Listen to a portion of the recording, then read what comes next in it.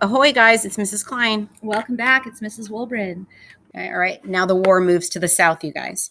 After failing to conquer any state in the north, the British changed strategies yet again. Their new plan was to move the war to the south, where they believed thousands of loyalists were just waiting to join the king's cause.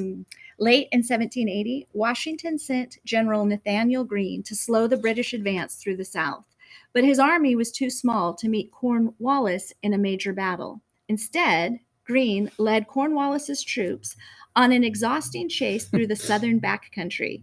He wrote of his strategy: "We fight, get beat, rise, and fight again." Greene's strategy worked wonderfully, and in April of 1781, Cornwallis wrote that he was quite tired of marching about the country.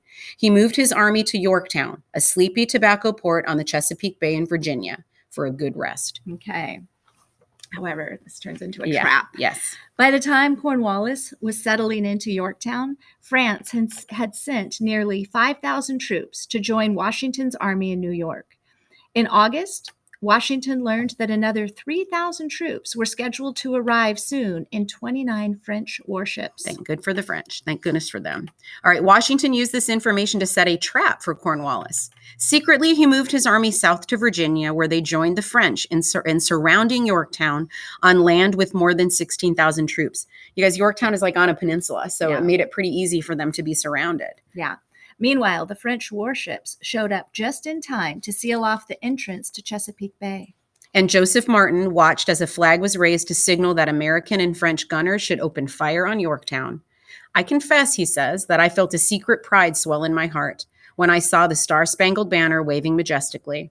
The shelling went on for days until most of the guns in the enemy's works were silenced." All right, so Cornwallis surrenders.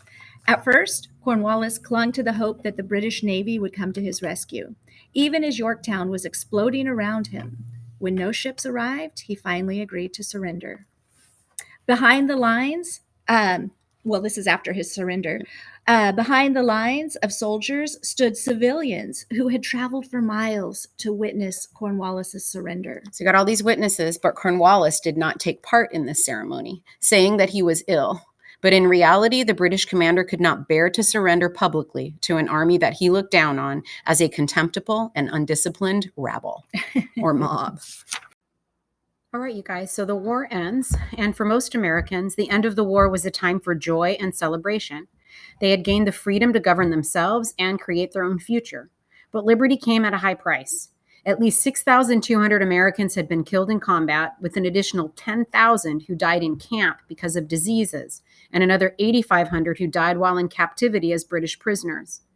As a proportion of the total population, more Americans died fighting in the American Revolution than in any other conflict except the Civil War, in which Americans fought one another.